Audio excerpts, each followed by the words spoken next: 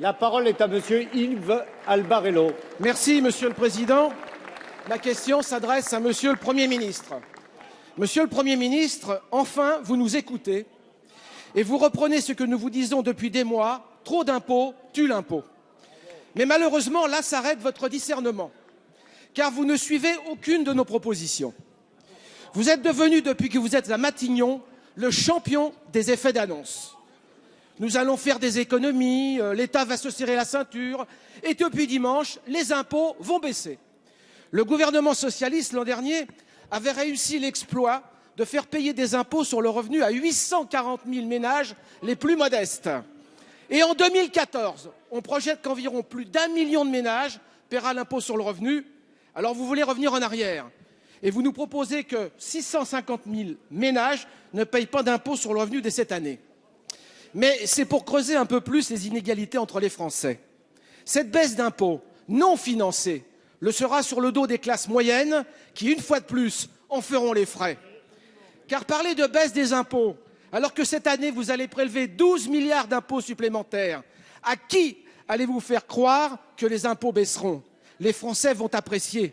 Après avoir supprimé l'exonération des majorations de pension de retraite pour les familles ayant élevé 3 enfants au plus, abaisser le plafond du quotient familial, fiscaliser les heures supplémentaires, augmenter les taux de TVA intermédiaire et normal, augmenter les cotisations vieillesse de base et complémentaires, vous osez aujourd'hui parler de baisse d'impôts? En 2015, baisse ou hausse? Le ras-le-bol fiscal de la classe moyenne ne va pas disparaître suite à vos annonces, car les Français qui se trouvent dans cette tranche sont exaspérés par vos mesures et votre politique qui ne va pas dans le bon sens. Les Français ne vous croient plus. Ils savent que votre politique, c'est payer, toujours payer et encore payer. Le pouvoir d'achat de nos concitoyens est en baisse et vous êtes le seul responsable. Ma question est simple. Quand allez-vous prendre les bonnes mesures pour que les finances de notre pays se redressent? Merci. Et comment allez-vous La parole permettre à est à monsieur Michel Sapin, ministre des Finances et des Comptes publics. Merci, Monsieur le Président, Mesdames, Messieurs les députés.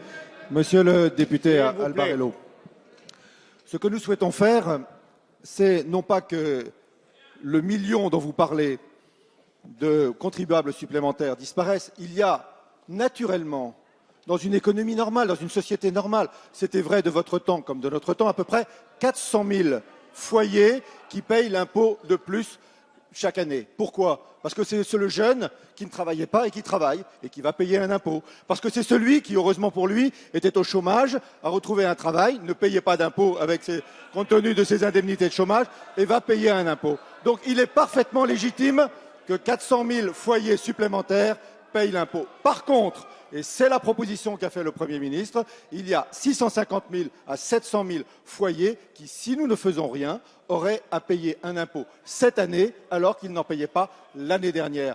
Ce que nous proposons, ce n'est pas de baisser l'impôt en 2014. Oui, 2015, 2016, 2017, nous programmons des baisses d'impôts, et en particulier des baisses d'impôts pour les ménages et pour les ménages les plus modestes.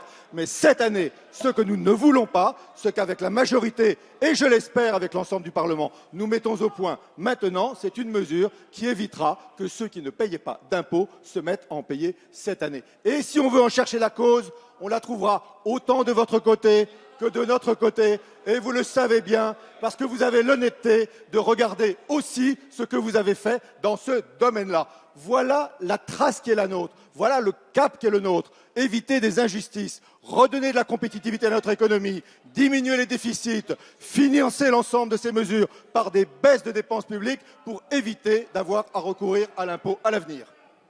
Merci.